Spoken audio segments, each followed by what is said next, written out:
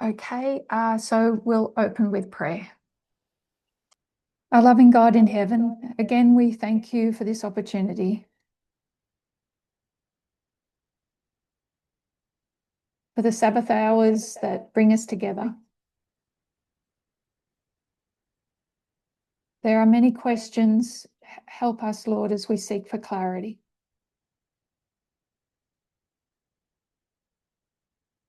And we ask in Jesus' name, amen. So in our first time together, we were looking at how the flood is associated with the papacy and Sunday law.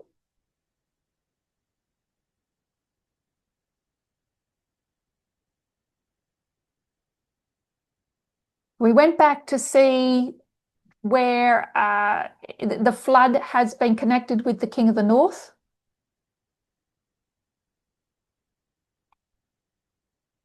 And judgments and that are brought on the earth and on God's professed people. Before we continue, are there any questions?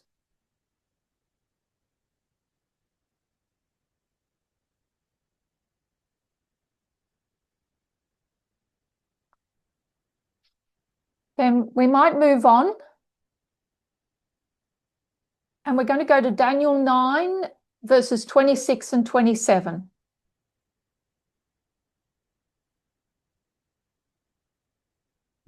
So in Daniel chapter 8,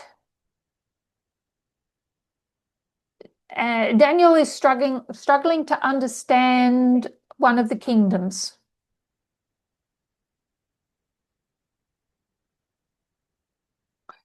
He has always wanted to know the truth of the fourth beast of Daniel 7.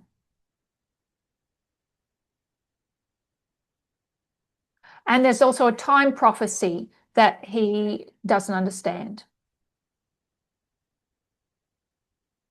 So in Daniel chapter 9, Gabriel is going to come and give him skill.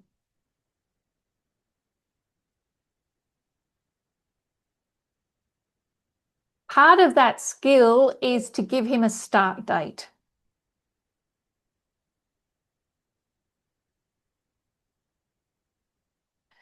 So we're looking at Daniel 9, and we want to look at 26 and 27 in particular.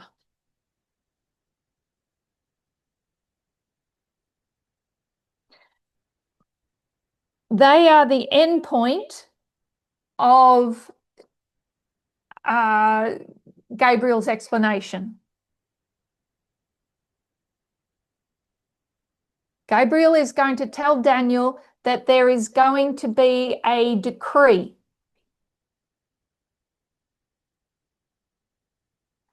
That decree will be a sign for God's people to go back from Babylon and restore Jerusalem and the temple.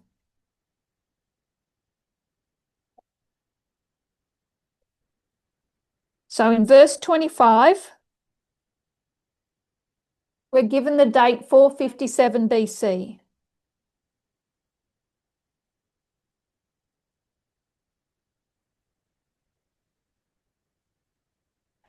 And from that date,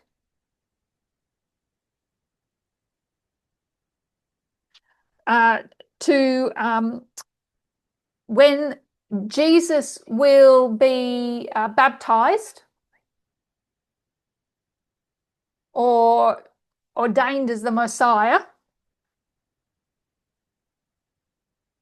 will be 7 weeks, 62 weeks. So 69 weeks.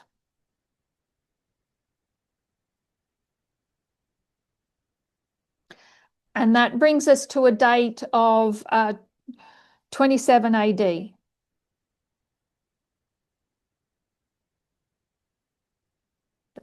Baptism of Christ.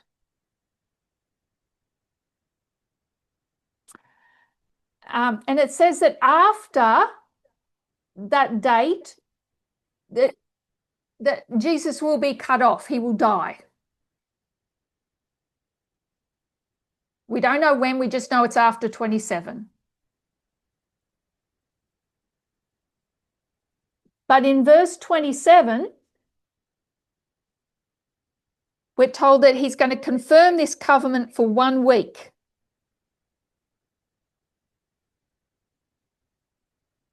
So this is the 70 weeks. And we're looking at the last week of this 70-week prophecy. In the midst of that week, Messiah is going to be cut off. So that's 31 AD, the death of Jesus. The end of the 70 weeks will take us to 34 AD. Close of probation for the Jewish nation.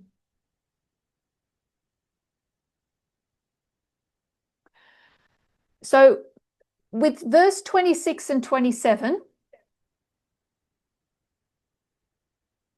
it's going to take us beyond the time of beyond the allotted time for Israel.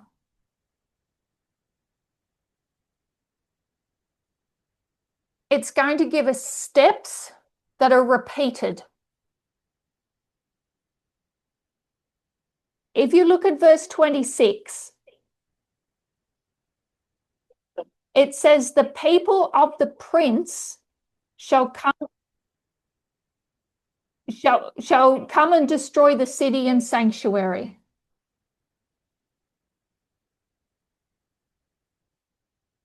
That prince is Titus. In 70 AD, Titus's people, or his army, will come and destroy Jerusalem.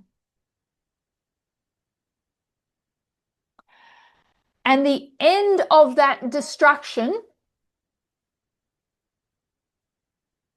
will be with a flood. And I'm suggesting that flood is 538. That is the end of the flood of pagan Rome. It begins in 70 AD, it'll end in 538.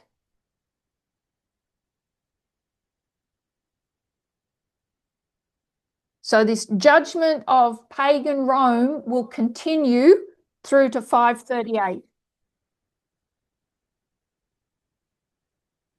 And in end of verse 26, it talks about the end of a war. That end of the war is 1798. So there is a war that goes on from 538 to 1798. And it begins with a flood. So in verse 26, we go from Titus to 538 to 1798.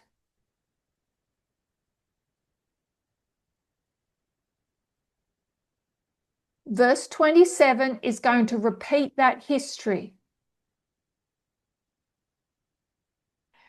Instead of starting, verse 26 starts with the death of Christ, the cutting off. And verse 27 does the same. Because this is when the covenant gets confirmed. This is the cutting off of the Messiah and the confirmation of a covenant. Cutting off is verse 26. Confirmation of the covenant, verse 27. So we can already see that verse 26 and verse 27, the beginnings of those verses are lining up.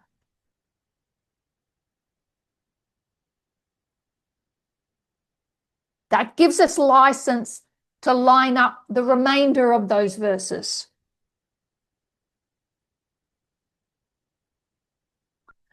So this is verse 27 will tell us that the death of Christ was to cause sacrifices to stop.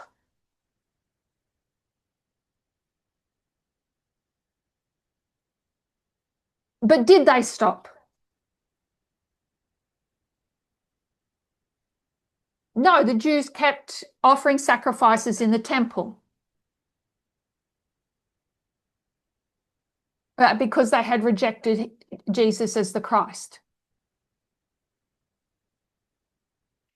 A consequence of that rejection is that temple's going to need to be destroyed.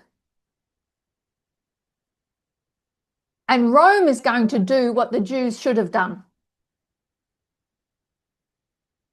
Rome is going to make sure that those sacrifices stop. Verse 26 says that Titus comes with his army. Verse 27 expresses it a different way. It says that Titus is going to desolate the temple because of the abominations.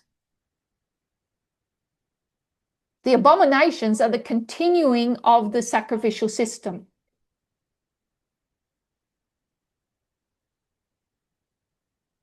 And so God allows Rome as their tool of punishment to desolate the temple.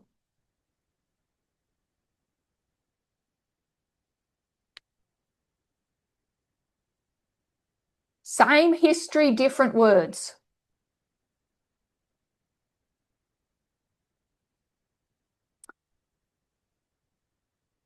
And then it says, even until the consummation. Pagan Rome is going to continue desolating until the consummation.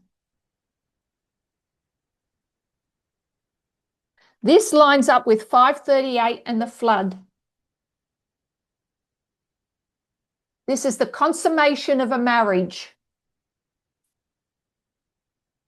And we would call that the combination of church and state back in the day.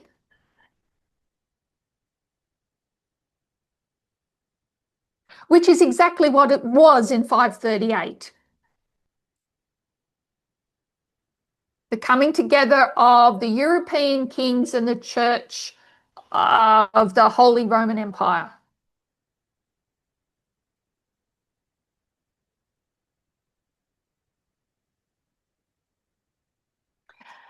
And then it says and that determined shall be poured upon the desolator.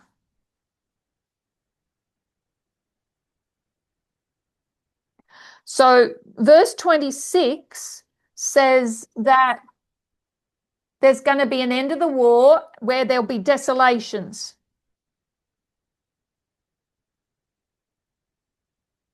Verse 27 tells us that it's the desolating power that gets desolated.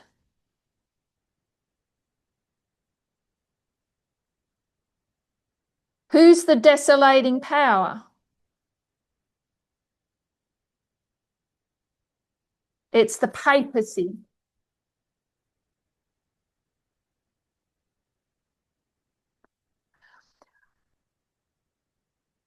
So the history of verse 26 gets repeated in verse 27. And what we're picking up on here is the word flood. Because it's what lines up with the consummation.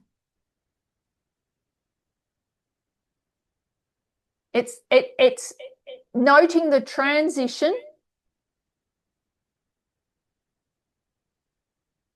from imperial pagan Rome to the Holy Roman Empire.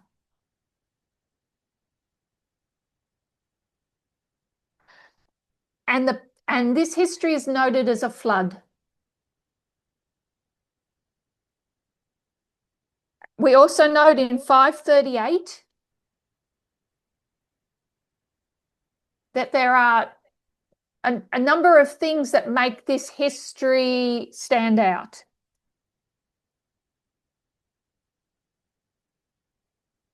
As explained by other speakers,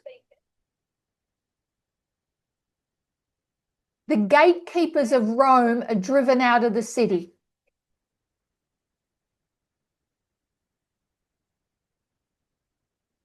It was the Goths that were keeping the Roman Empire on course.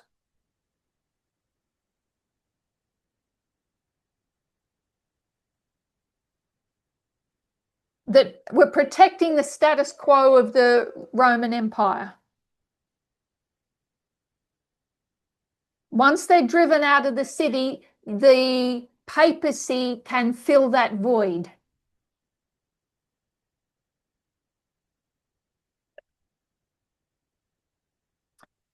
We also note in 538 a Sunday law. It's the Third Council of Orleans.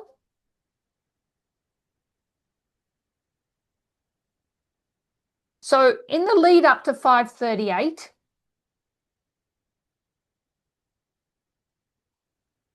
the first of the European kings to give their power and authority to the papacy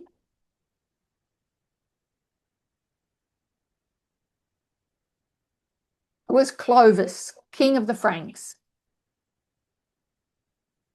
As you would know, he is the firstborn of the Catholic Church.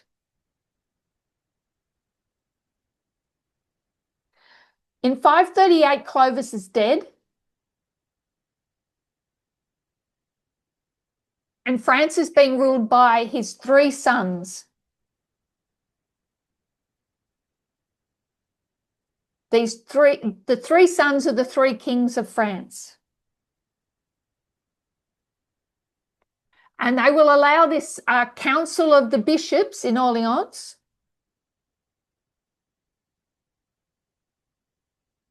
where they will solidify the Sunday law that Constantine brought in 321.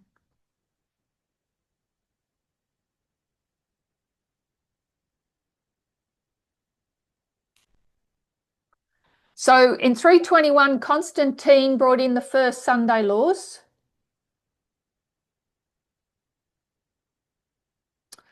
And you had to refrain from all work except agriculture. So except farming.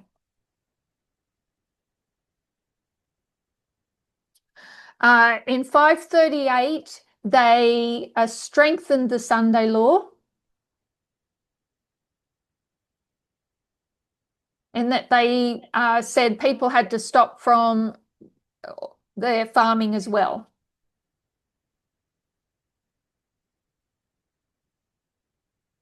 But they did allow cooking and travel and housework.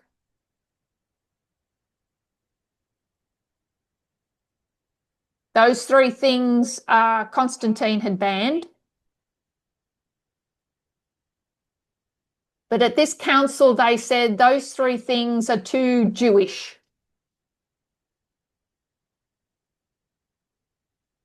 So you're not allowed to farm, but you can cook. So we note a Sunday law in 538 AD. The beginning of a flood.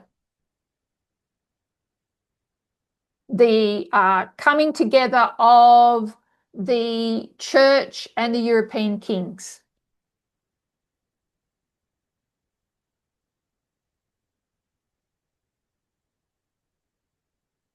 And then when we go to Revelation 12,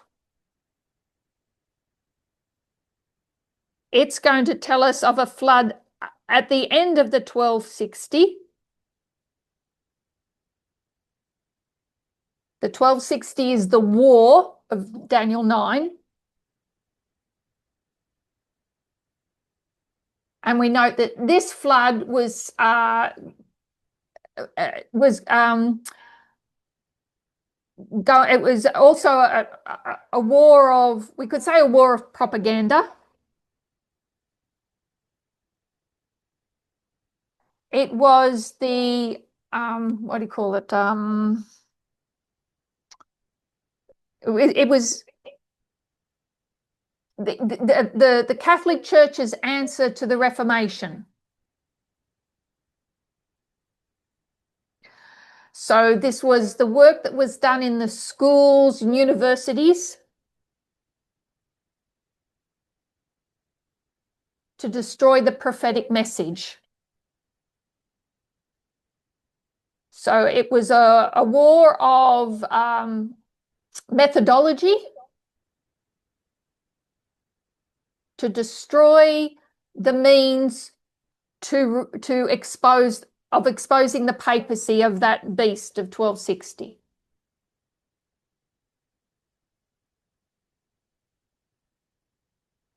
So this period begins with a flood and ends with a flood. In which case we could have license to recognize the 1260 as a flood.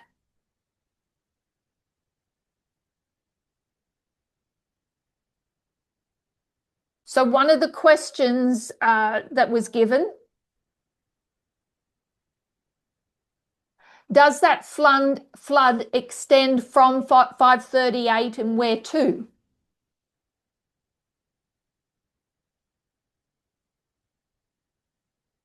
So in the previous study, we looked at the flood that was given in Isaiah 28.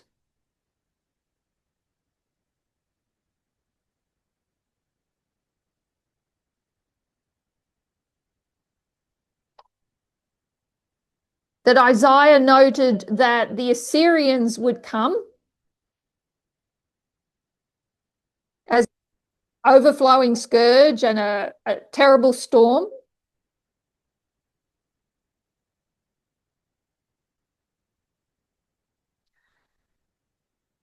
And that sweeping away of the northern kingdom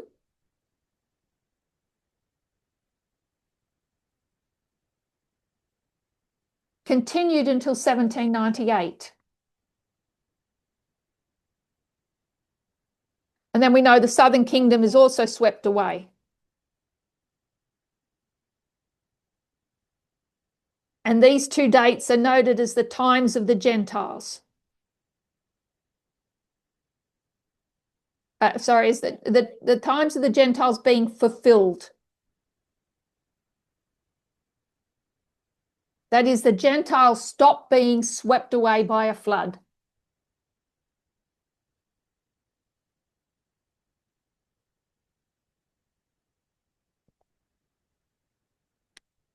Times because there's two times, two prophecies. So just as we can look at 2520 as a flood that has a beginning and an end, we can look at the 1260 as a flood that has a beginning and an end.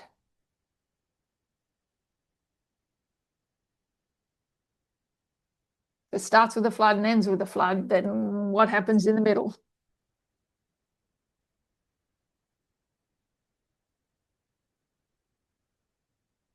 So has that helped answer question 2 and 3?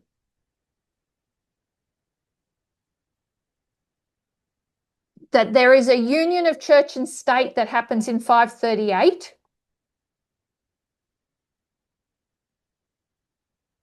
that Daniel 9:26 is going to note as a flood. And that's going to begin a period. We also note that that date can be connected to a Sunday law and the removal of a gatekeeper.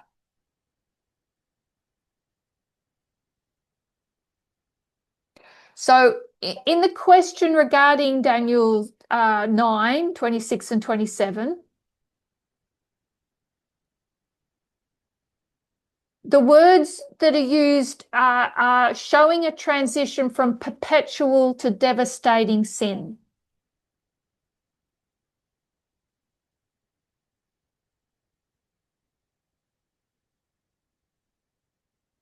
So I'm assuming those are words that must be in your French translation.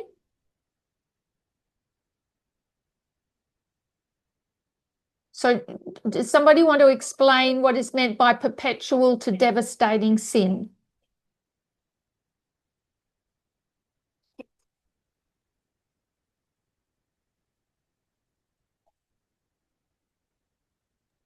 Sophie, je te laisse répondre. Comment?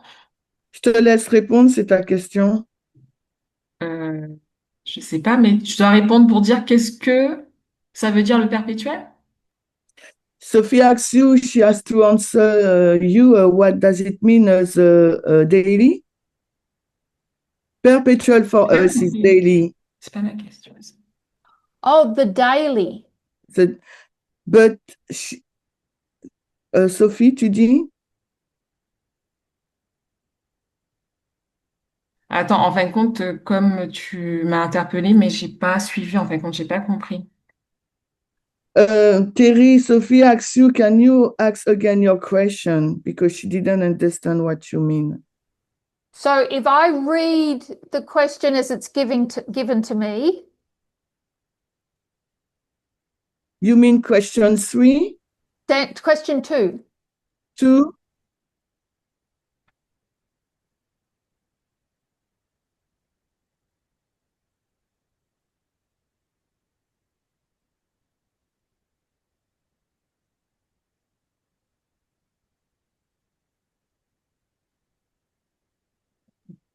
Sophie, c'est pour ça que je t'ai dit, je te laisse expliquer ta question, puis c'est ta question.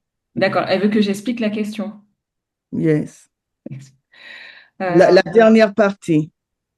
ok. Oui, alors c'est dans la structure du texte.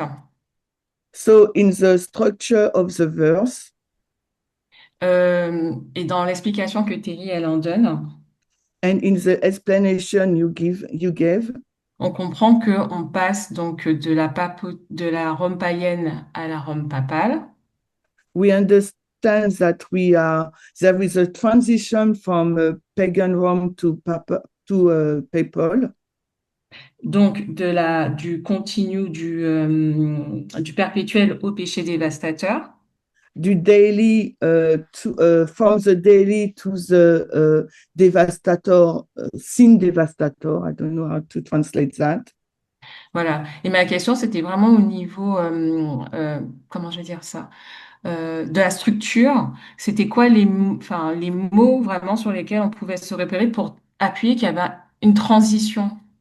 So, in fact, Sophie, she would like to know which element in the verse shall she take to show that transition between the two things. Dans le verset, en sachant que nous, maintenant, on connaît l'histoire, on sait que la Rome papale succède à la Rome païenne.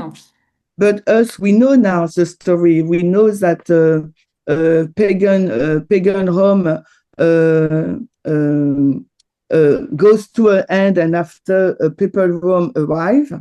Mais c'est vrai que dans la structure du verset, c'était un peu, pour moi, c'était difficile à distinguer par rapport aux mots.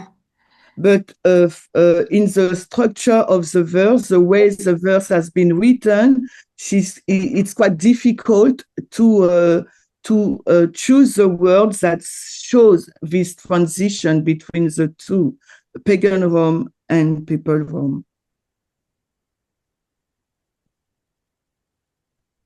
So in the English, I guess it's the verse divides itself up into 4 portions.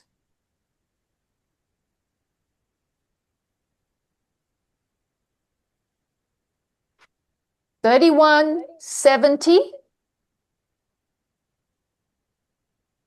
$538, and $17.98. And maybe that doesn't translate the same in the French.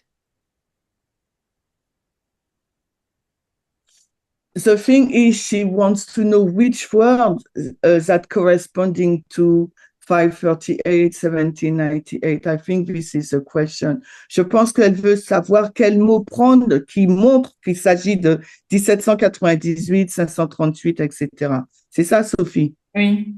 Yes, okay. So the word for 538 in 26 is flood.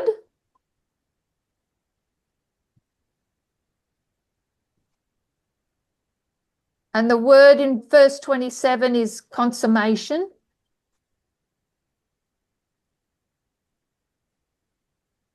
And I'm assuming then when you're talking from perpetual to devastating sin, you're going back to Daniel chapter 8.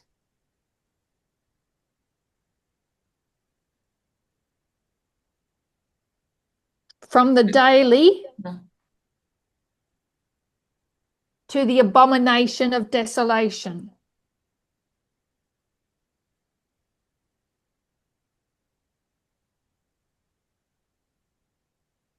So paganism is taken away by pagan European kings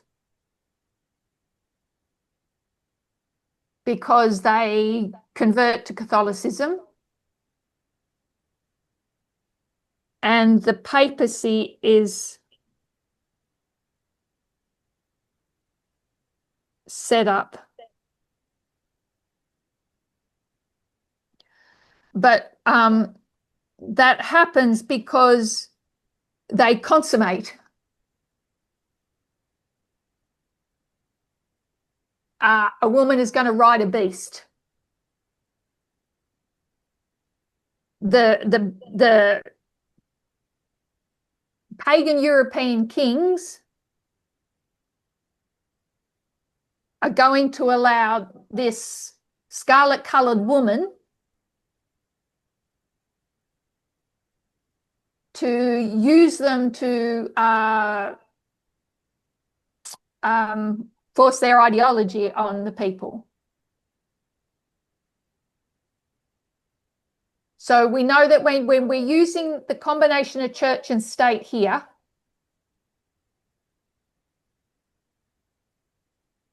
that while it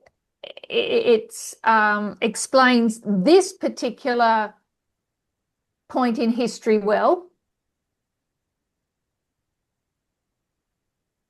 it's not fit for purpose in our time, because we're not talking about the combination of church and state when we're talking about a woman riding a beast. But this is a woman riding a beast.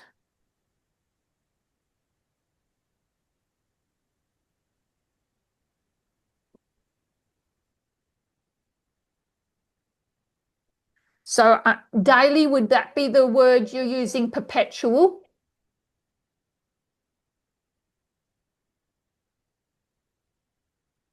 And devastating sin would be abomination of desolation.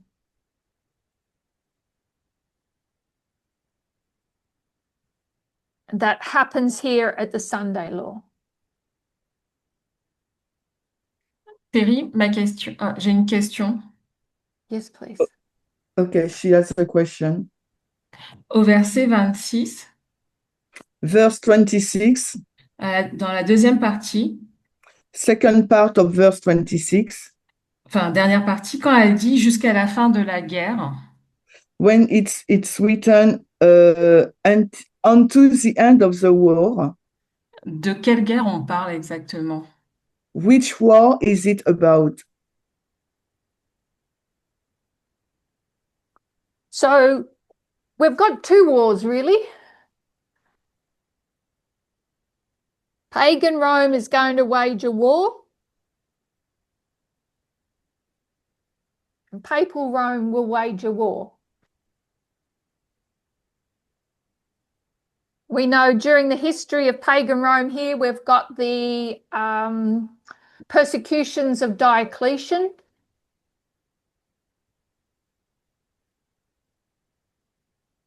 That's the Church of Smyrna. And that war continues in different ways through the history there. And then we've got the 1260 is called a war.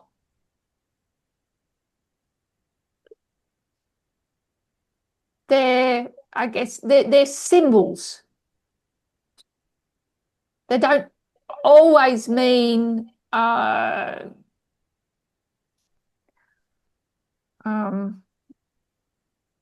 oppression. Oppression can come through different ways.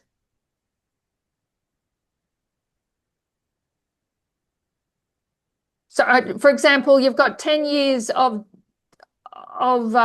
Christians being thrown to lions under Diocletian.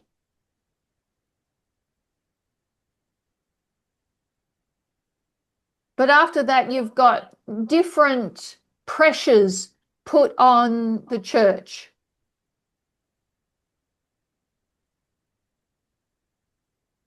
That cause it to compromise. So the war can come in different ways. And it's the same during the 1260.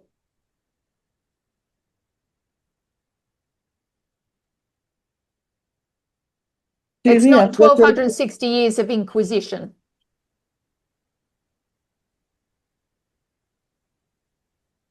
But it is a period of war nonetheless.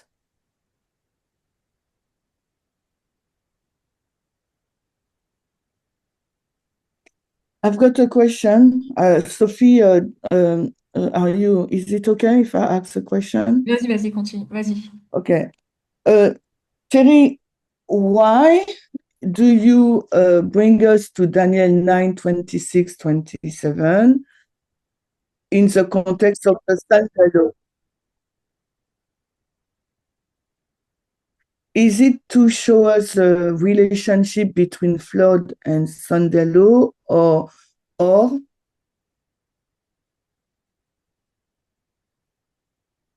to show us the link between Daniel and Revelation? Or the repeating story, the three desolation? Why is your target, your purpose to bring us back to Daniel 9, 26, 27 in the context of the Sandalo message?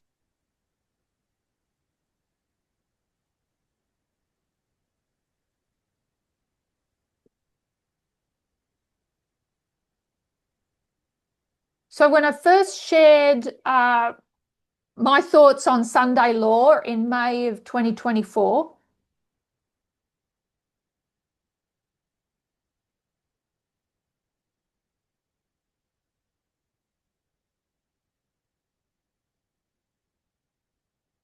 I used the symbol of Fabius Maximus Gurgis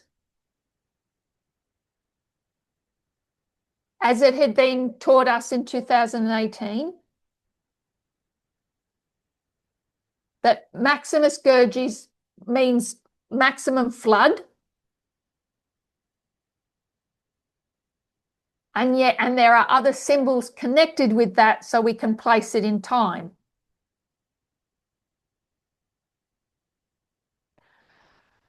So wanted to show that Maximus Gurges or flood is connected with a Sunday law.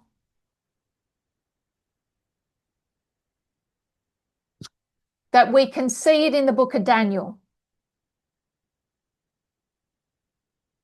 As that study started to be dissected by others,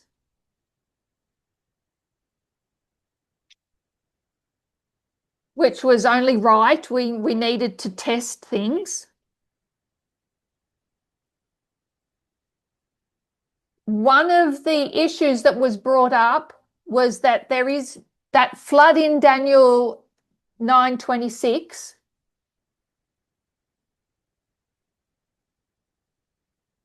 is not 538. So it became a point of contention. And that is why at the ICM last year, one of the subjects that had to be revised and hopefully proved was the connection between the flood and Sunday law. Take away 538 and it's one of the proofs that would be destroyed.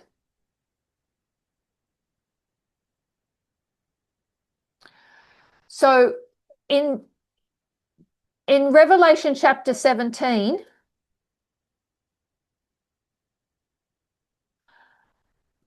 we know that there's 7 kingdoms, but we're also pointed to an 8th. And we know there's not 8 kingdoms. So what is the purpose of this 8th kingdom? I see a hand, Vadim. I'll just finish my point.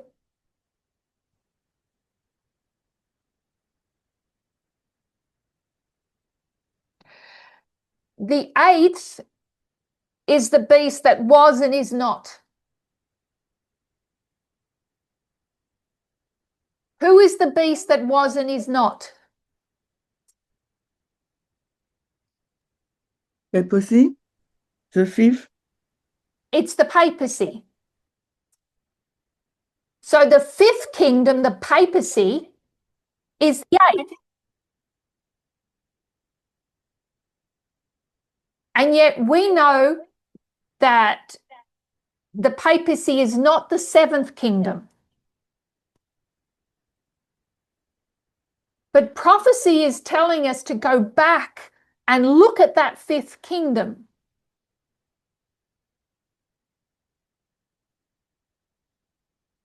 The way that 5th kingdom rose to power, how it ruled and how it ended,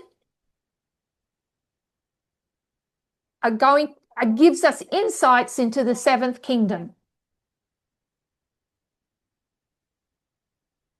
The problem is we're so set to look at the papacy as literally resurrecting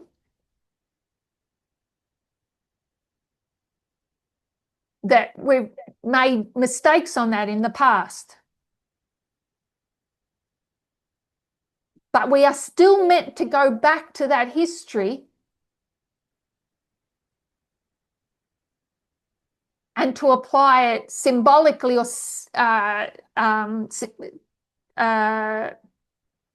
to our time.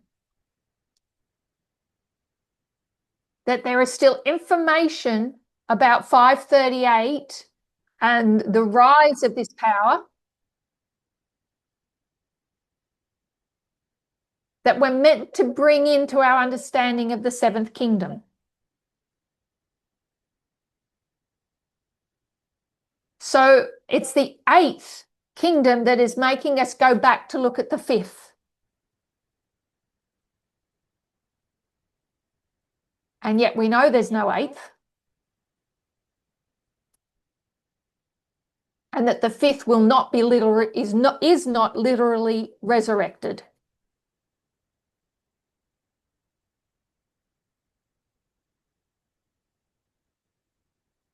So why I had to speak on these subjects in ICM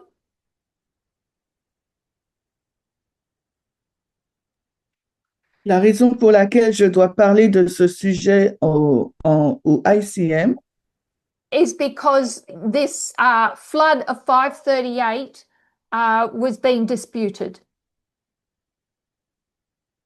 c'est parce que le déluge en date de 538 est remis en question. Elisa? So I guess it's not that easy to see in other biblical translations. Oh, it's probably not that easy to see in English either. Et peut-être qu'en anglais aussi, c'est pas aussi simple de le voir. So I guess where we started today was to show that there is a flood in verse 40, which gives us license to see a flood in verse 41. Donc, où nous avons commencé aujourd'hui, c'est que nous avons vu qu'il y avait un déluge au verset 40 qui nous donne la permission de voir qu'il y en a un aussi en verset 41. We can use flood as a symbol to go back into this history as well as into the history of earlier verses in Daniel chapter 11. On peut prendre donc ce déluge comme un élément qui nous permet de revenir dans les versets, les tout premiers versets dans Daniel 11.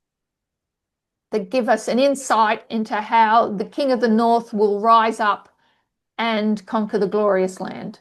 Ça nous donne un aperçu de la manière dont le roi du Nord va s'élever et va conquérir le pays glorieux. And the transition that we see. Vadim, did you have a question? Yes, I did have a question. Actually, I have now two questions.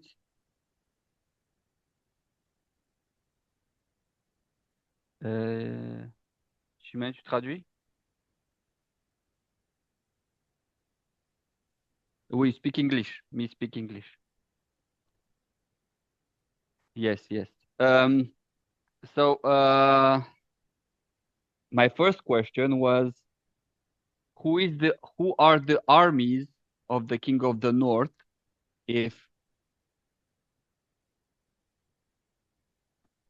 since we understood that the papacy was the King of the North, but now it's the United States.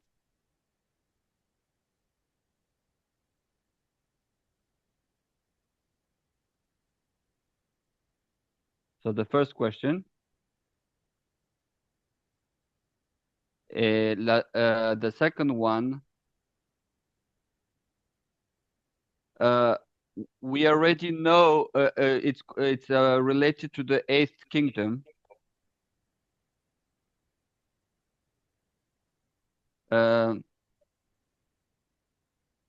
We already know that we have to look at the fifth kingdom.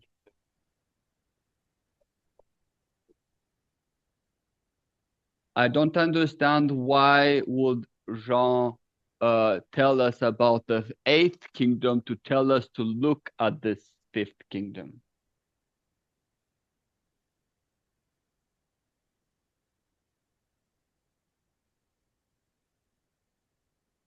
So, do you understand my questions? Yes, thank you, Vadim. So in Revelation 17, I'll start with your second question first.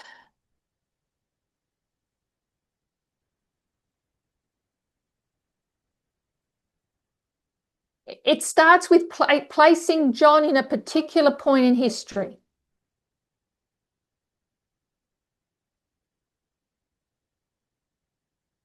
So we know John is placed in 1798, the judgment of the great whore.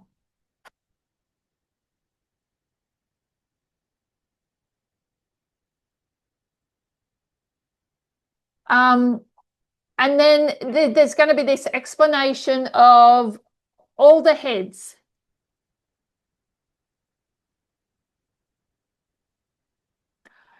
So we're taken from the judgment of the great whore to the sixth and the seventh kingdom. Et il y aura donc le jugement de la prostituée avec la sixième et la septième tête. if we weren't told about the eighth kingdom, Si on ne nous avait pas parlé du huitième royaume,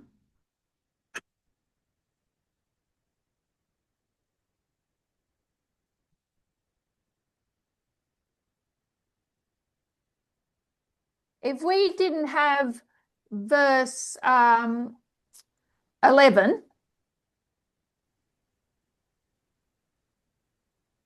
we wouldn't know that we had to go back and place more emphasis on the fifth kingdom.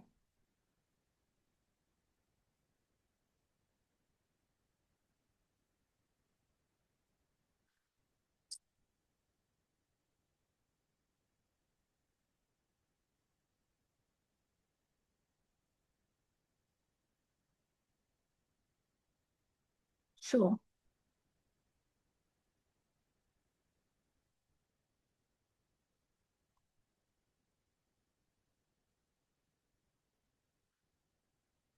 No, I hear you.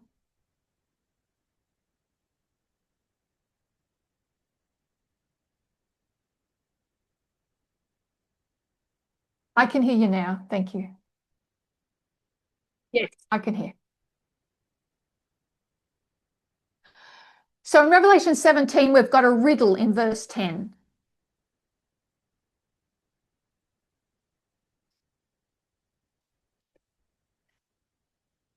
Tells us of the past and the present and the future.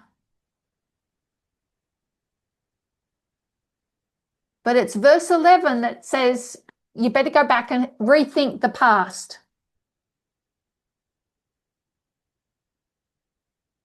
Telling us that the eighth is actually the fifth. Without that verse, we really wouldn't have had license to go back and take extra look at that history.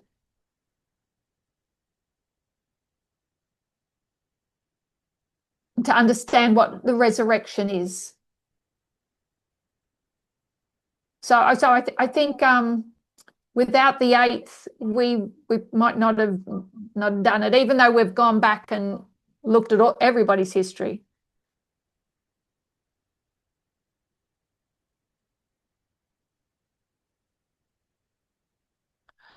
And I shouldn't have answered your second question first. I'm trying to remember your first question. Oh, I remember. So the armies of verse 40. Why can't those armies be the armies of the King of the North, the USA?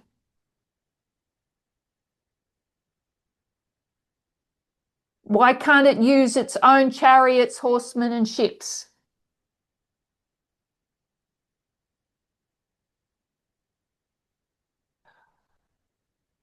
So in the past, we would say that that was the USA helping the papacy.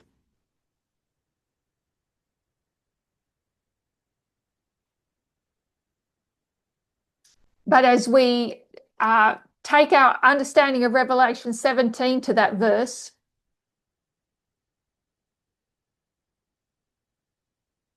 we can see that there's a transition from the papacy to the USA. And that the papacy is actually helping the United States of America. It's the United States that has the well,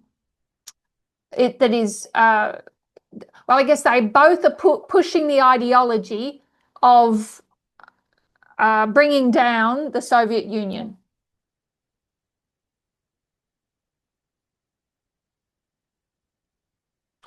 But it's the United States that has the greater vision concerning that.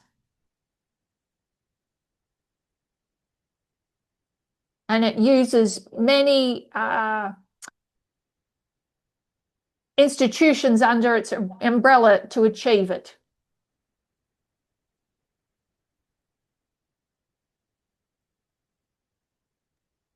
So prophetically speaking, the papacy has no relation in Daniel in prophecy since 1898, 1989. That's what you mean?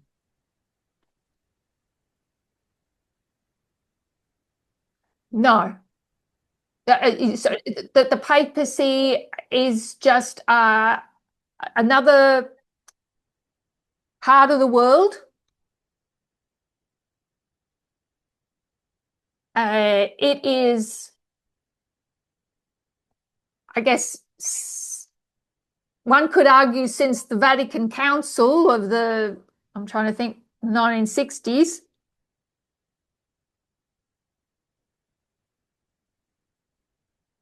Sorry, the Second Vatican Council, that it's been on quite a progressive trend. It's far from having everything correct, but it finds itself on the right side of the argument today.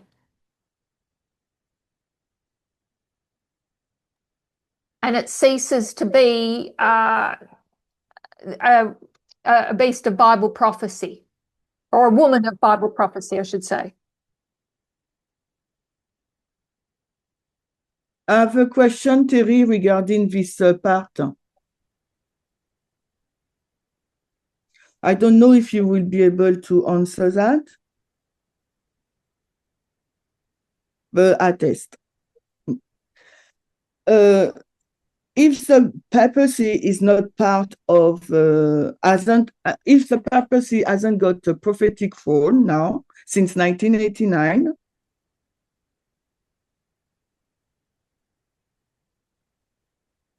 why do you think that we have, with Elder Tess, all these studies about the counterfeit?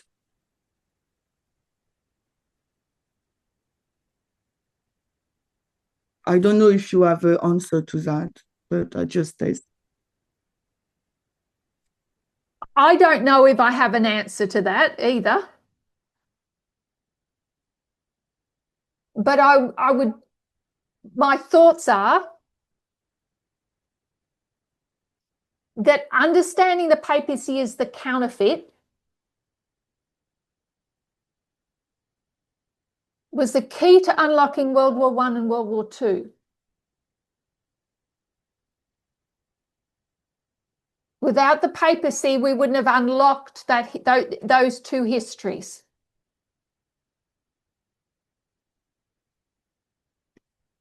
We, I guess, I understood that as the deadly wound of 1798, the death in 1799,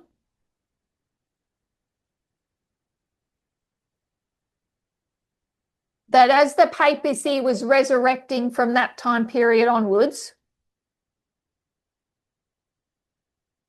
that woman was looking for a beast to ride. And it tried Germany. It tried Mussolini's Italy.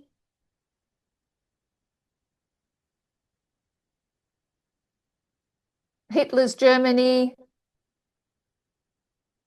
And they were failures. So we needed to unlock World War I and World War II. That would give us as much light as the histories of Pyrrhus and the Diadochi Wars.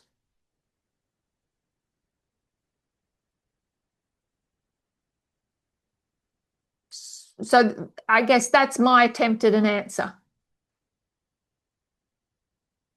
There might be a better one out there. Thank you. Pascal has her hand raised. She has a question for you, Terry. Pascal, Sure, in thank you. English or French? En français, s'il te plaît. Bonjour, Terry. So, good morning, Terry. Bonjour. Good morning. Donc, c'est juste pour clarifier un point. Just to clarify a point, pour être sûr que j'ai bien compris. to be sure that I understood correctly, Donc, dans le verset de Daniel 11, verset 40, in Daniel 11:40, le roi du Nord sont bien les États-Unis the king of the north is the USA, et ils utilisent leur propre armée pour aller contre le roi du Sud. and they use their own strength army to go against the king of the south. Et concernant la papauté, And regarding the papacy, dans le texte biblique en termes de prophétie, on ne les voit pas. in the Bible verse, as in a prophecy scale, we don't see the papacy anymore. Mais c'est simplement parce que dans l'histoire littérale, on a la connaissance de la Sainte Alliance It's because in the literal story, we have aware of the Holy Alliance. qu'on sait qu'ils ont un rôle en 1989. Il Seking. La papauté, pardon. We know that the papacy has a role in 1989 because of the Holy Alliance. Et donc, c'est après 1989 qu'ils aient joué ce rôle, que la papauté ait joué ce rôle. So after 1989, after the papacy play its own role, Et qu'elle n'a plus de rôle dans la prophétie biblique, and she hasn't got any role in the Bible prophecy, qu'on peut maintenant la qualifier de bonne. that we can now qualify the papacy as a good person, good entity. Est-ce que j'ai bien compris? Do I understood well? Oh, okay, yeah. So in Daniel 11, verse 40, the papacy is there in 1989. And we've got a transition. So it's not that easy to see. But we can say that 1989, the USA is the king of the North. And as you said, the papacy had a part to play on that. The baton was handed over from the papacy to the United States.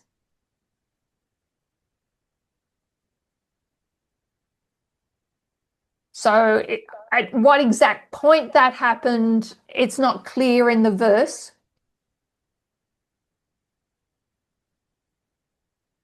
But we know that there was an alliance. And we can now with confidence say that the United States is king of the North in 1989.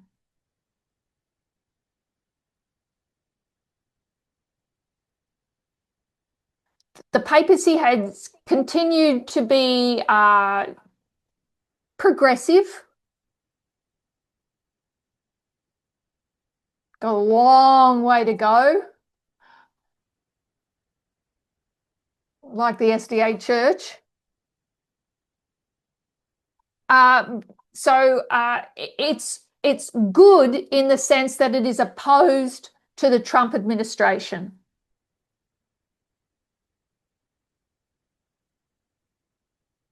It is finding itself on the right side of the issues of today.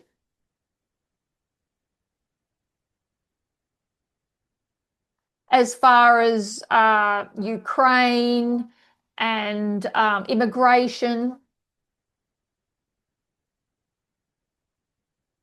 Certainly not as far as abortion and women's rights.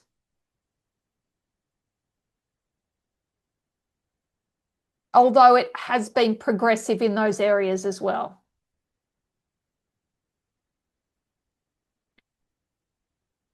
So I think we're saying the same thing, Pascal. So what I wanted to draw it here is it's Revelation 13. And we know we've got a sea beast.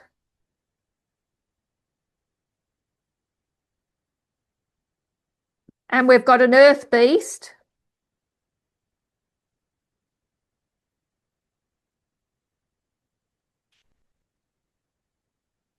The papacy is going down and the United States is rising.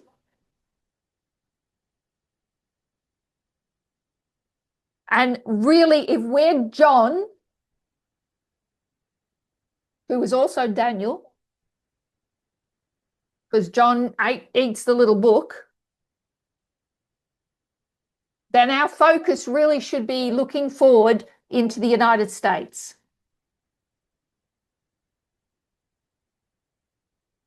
That transition began in 1798. In 1989, the USA is King of the North. Even though we can use the papacy to unlock some of the histories between 1798 and 1989.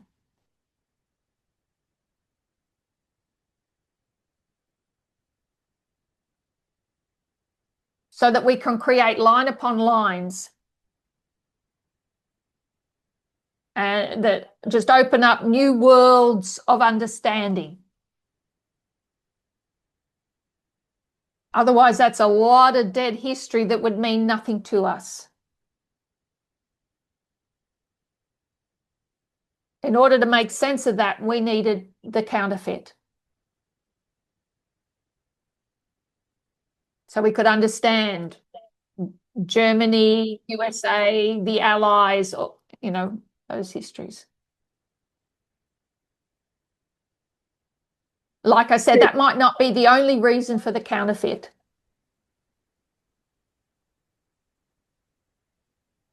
But it's the one that helps me. So Terry, we have a question and also a comment in the chat. So the comment in the chat, I don't really understand it. So they said transition.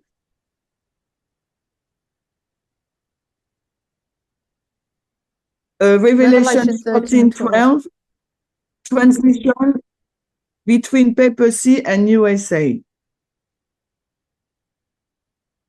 Alors, Revelation 13, verse 12. Alors, c'est ce que vous voulez montrer, que la transition entre la papauté et les États-Unis, c'est Apocalypse 13, 12. Est-ce que je comprends bien la question? Yes, so what Revelation 13:12 is telling us is that the USA is going to exercise that power of the papacy.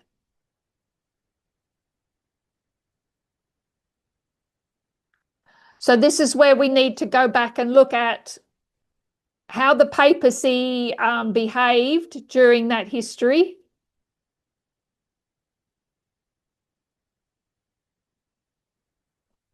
Because the same power that was used during the 1260 is what the USA will use when it's King of the North, when it speaks as a dragon.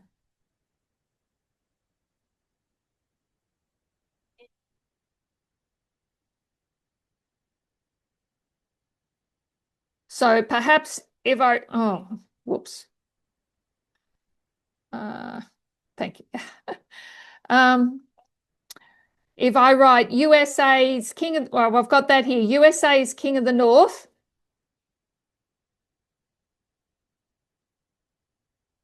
(2024), the USA is going to speak as a dragon. And that's when it's going to, this is when we will see the similarities between the USA and the papacy of that period.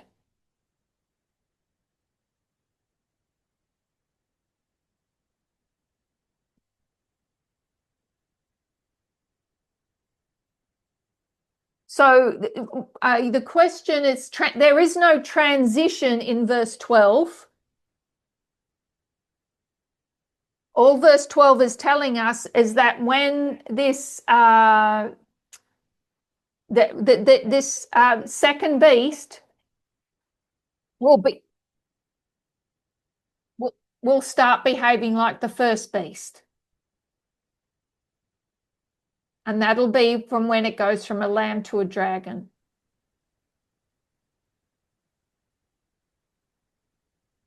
The transition happens in 1989. And the reason is it's because it's the time of the end. And we can say 1989 is 1798. They're both times of the end.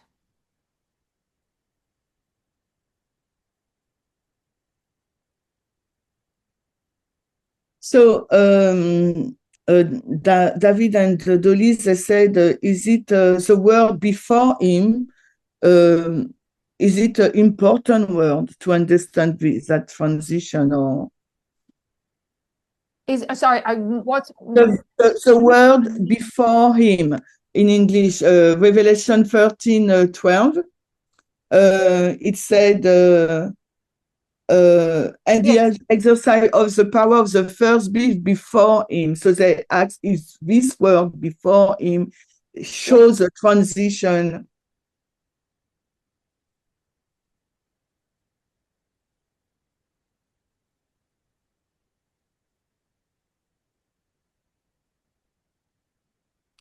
Yes, so the fifth kingdom, the papacy, or the first beast, came before this earth beast.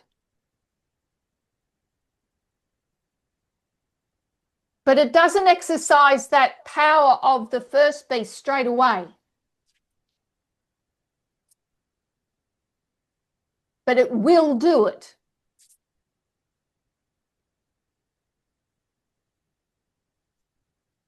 Okay. When it speaks as a dragon. So you have to go to the end of verse 11. You've got a lamb that becomes a dragon. When it becomes a dragon, it'll exercise the power of the first beast. So we'll note the dragon there at Sunday law.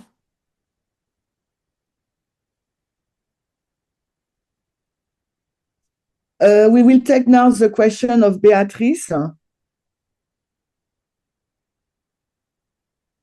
She said, could you go back to the time of the Gentile at the end of the 2520 between 1798 and 1844? Yes?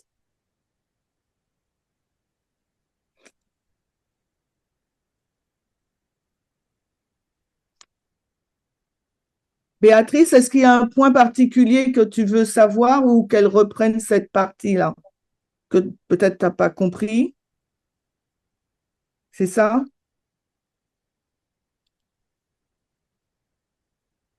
Okay.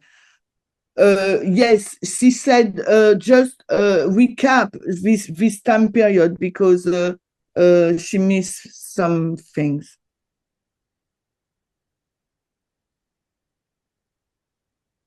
So the reason we looked at this is we went to Isaiah 28.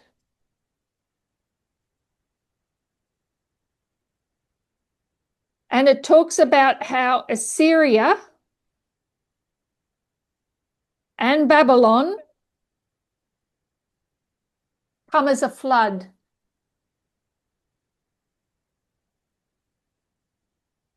And I'm suggesting that the floods, the sweeping away of the northern kingdom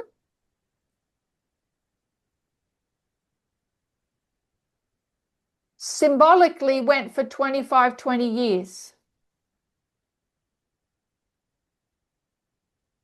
Because it's not until 1798 that we say that the times of the Gentiles are fulfilled.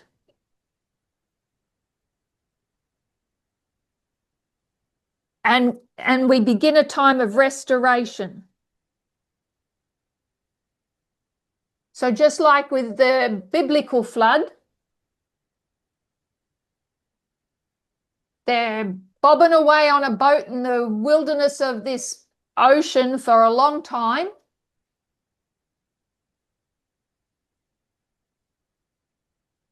until the flood can dry up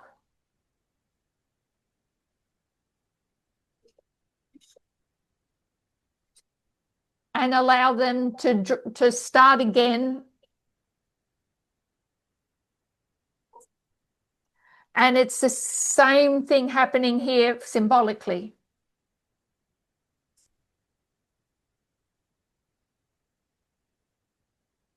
So that, because one of the questions was, if we know to flood in 538,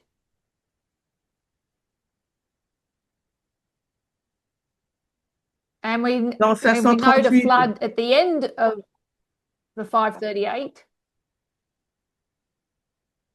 when does the flood actually stop?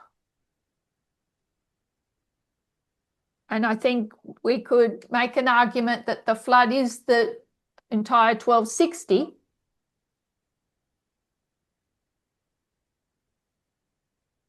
But it's important to see where it starts at the Sunday law. And the Sunday law is Isaiah 28. It's the Sunday law crisis of, I think it's verse 15, 17, and 18.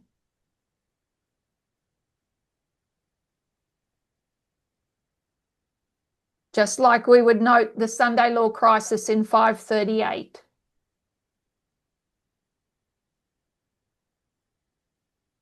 That these time prophecies all represent floods,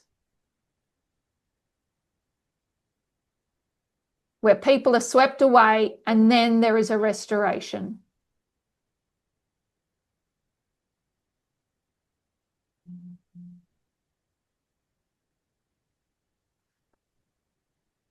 Okay, so Beatrice continue and ask why this expression time of the Gentile?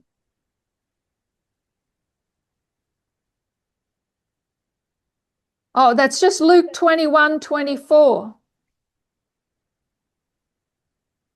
Jerusalem shall be trodden down of the Gentiles. So Jerusalem was trodden down by Babylon, Medo, Persia, Greece, and Rome.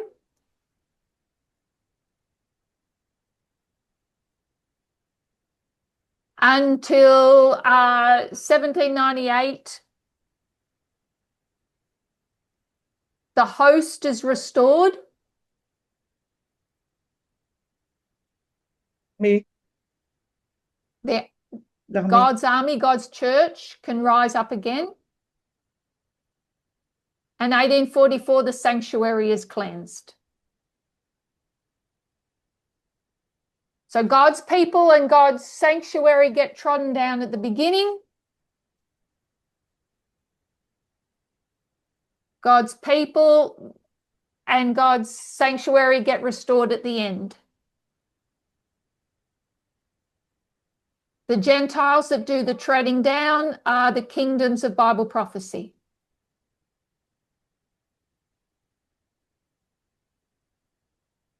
So that's just our, I guess, traditional understanding of Luke 21:24. Luke is giving an explanation of Bible prophecy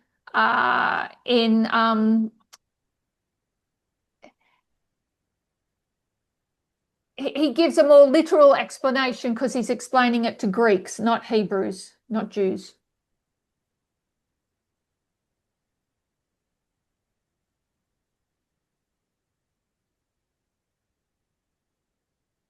So that's just old understanding of our 2520 message.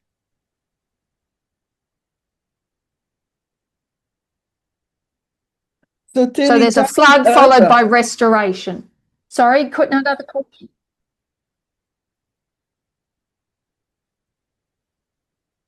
Time is up, Terry, and I don't know if you want to continue a few minutes to answer to one or two of the questions. I don't know what you want to do. I know it's late in Melbourne.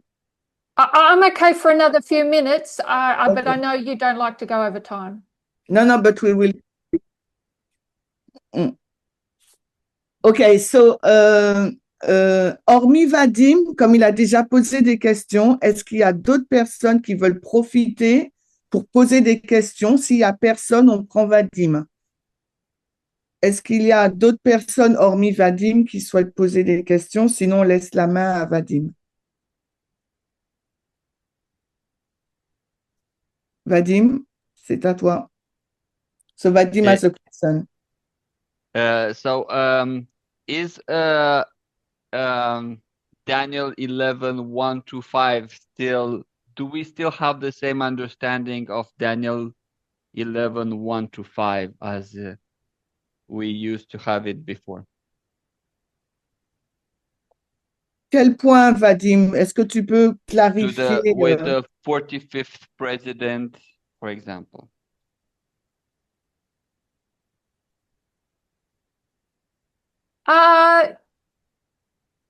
So that's not really germane to the study today. I would encourage you to probably listen to Curtis's studies that were done in Brazil last week or 2 weeks ago. As far as identifying who the last president of the United States is.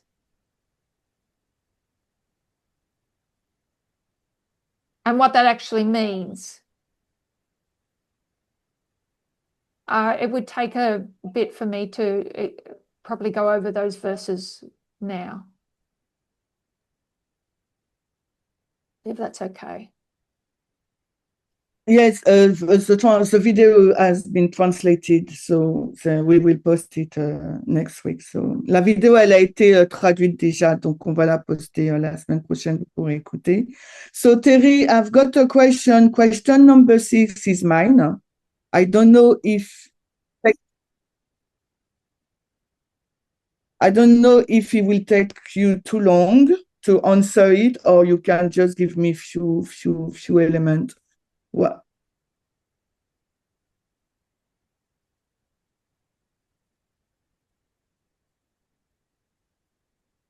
Alors, la question 6, I have to translate it in French. Elisa, tu l'as. Alors,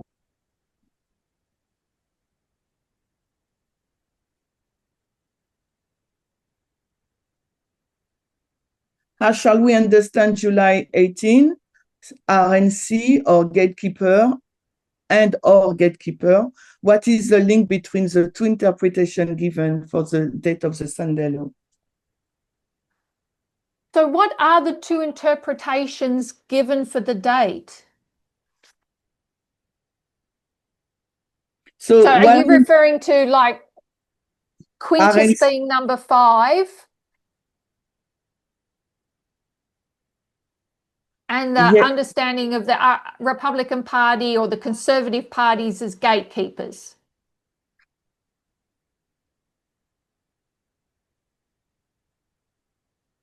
Both, because for me, the gatekeeper, I don't know how to link the two. I don't want to confront them. I just want to link them together in the same story. So I don't know how to do it.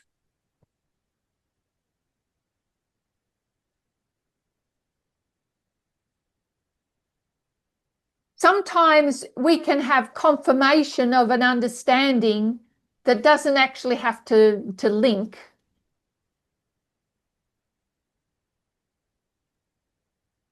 So we were given Fabius Maximus Gurgis in 2018.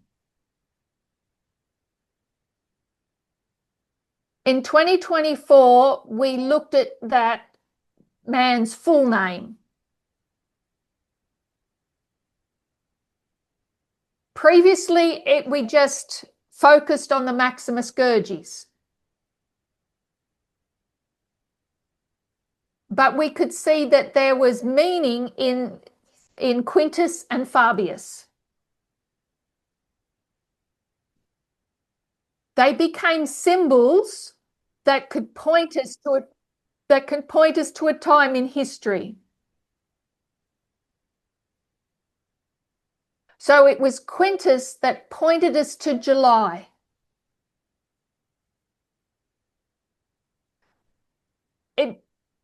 Numbers are legitimate symbols. But on its own, people found it hard to trust in it.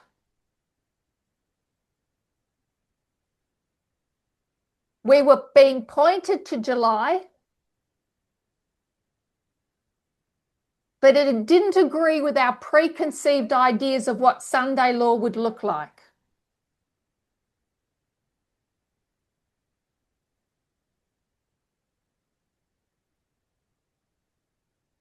So a member is reading a book that is explaining the importance of conservative parties to democracy and how those conservative parties are gatekeepers for the democratic process.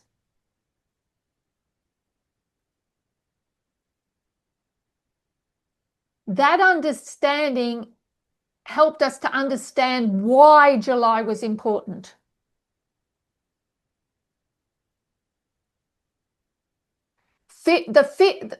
Quintus the Fifth made us look at July. The explanation of historians gave us the explanation of why it was July.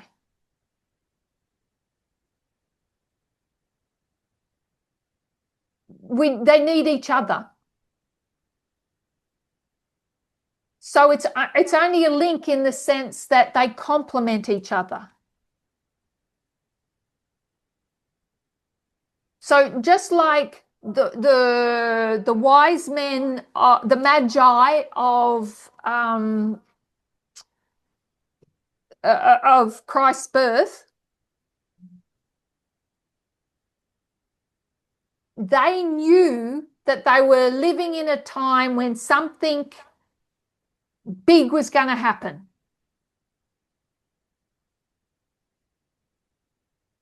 Just like we knew, the movement knew we were heading to Sunday law.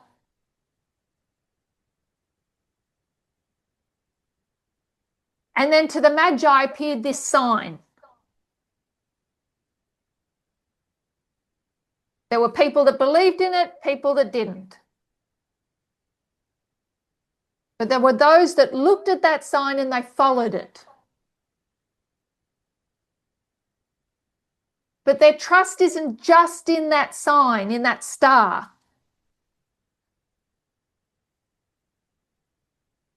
They're studying all the way to Bethlehem.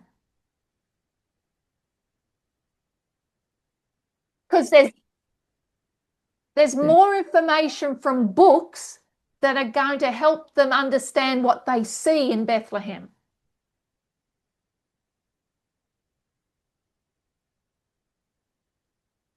They wouldn't have got to Bethlehem without the star. But there would be people that would accuse them of astrology and nonsense for following that symbol.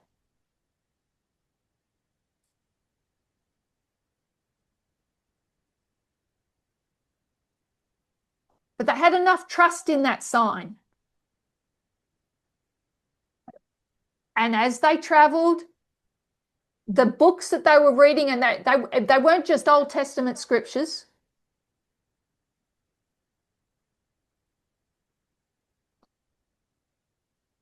There was other information they were gathering. That when they got to Bethlehem, they went, yep, this is exactly what it should be like. And yet it would have been totally against preconceived opinions. Their preconceived opinion would have been to see a king on a throne. And they saw a poor family. So we get signs that point us in the right direction. And then we gather information from historians, journalists, Old Testament. We've got an abundance of information to gather.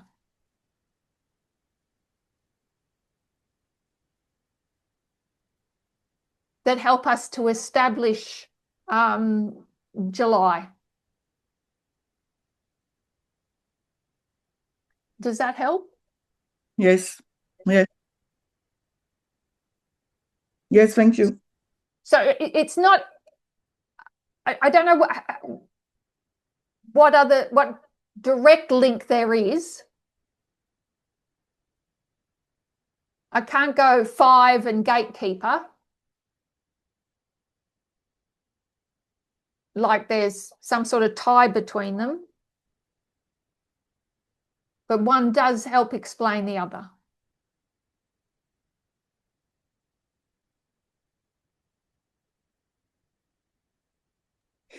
Mm. And I actually think that's really important, because there's something about following that sign to Sunday law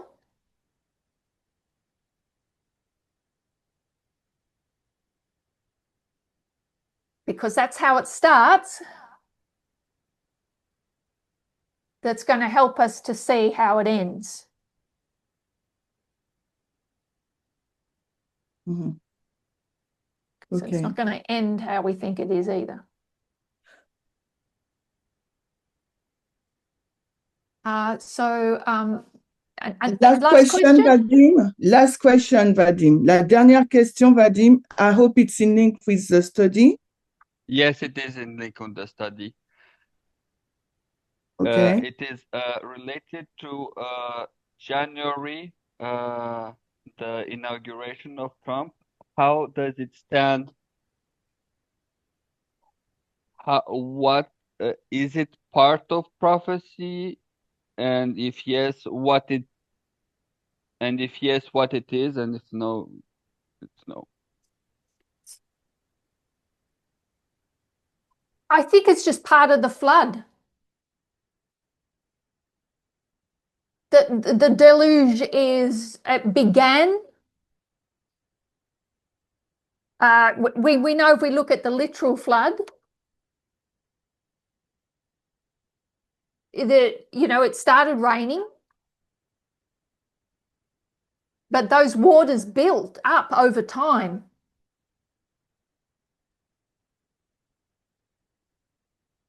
Sure, we know that it started heavy, but still there was a progression of the rising waters. And I think that's a part of it.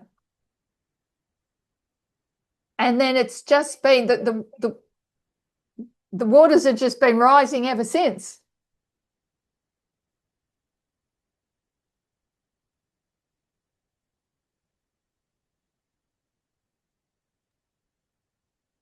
I mean, every day there's just something that's unbelievable. And now we're seeing what's happening with Iran. And we're only 12 months in.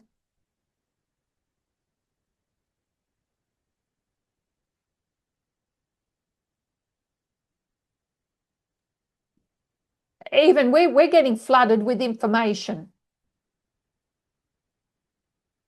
Who can keep up with the daily news?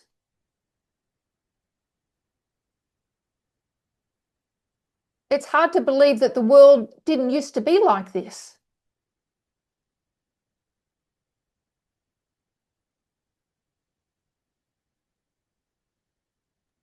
Okay, thank you. So I guess, Terry, we can close. Thank you, everyone. We'll close in prayer.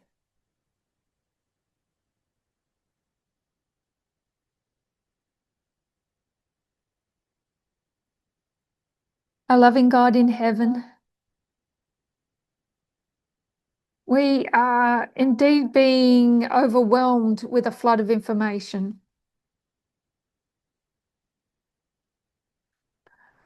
We ask for divine help in navigating these times. Help us to see what is important. Even as we look back in history, there are so many things that are interesting, but it's hard to know what is relevant.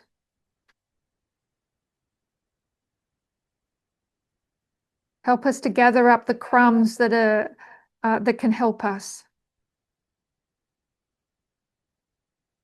I pray for this French ministry. Thank you for the work that is done there. Please bless all the members. And we just pray for continued understanding. Especially, Lord, as you know, the problems with translation with the Bible.